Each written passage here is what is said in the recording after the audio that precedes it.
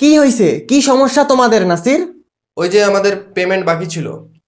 হ্যাঁ তো দিয়ে দিব, পালাই যাচ্ছি নাকি আমরা? খেলো তোমরা আগে। স্যার অনেকগুলা ম্যাচ হয়ে গেল, এখন পর্যন্ত আমরা কোনো টাকা পয়সা পাই নাই।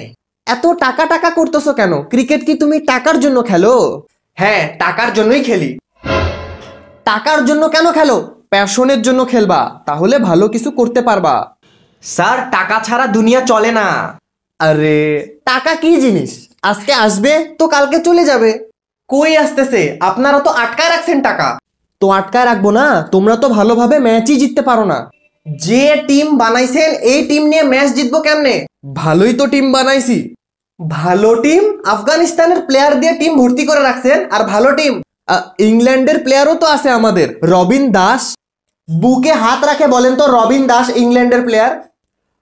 মানে ইংল্যান্ডেই জন্ম ওর, কিন্তু বাংলাদেশি বংশভূত। তো মানে একজন বাংলাদেশি মানুষকে প্রথমে ইংল্যান্ডে পাঠাই দিব, তারপর ইংল্যান্ড থেকে আবার বাংলাদেশে আনবো, হয়ে গেল বিদেশি মানুষ?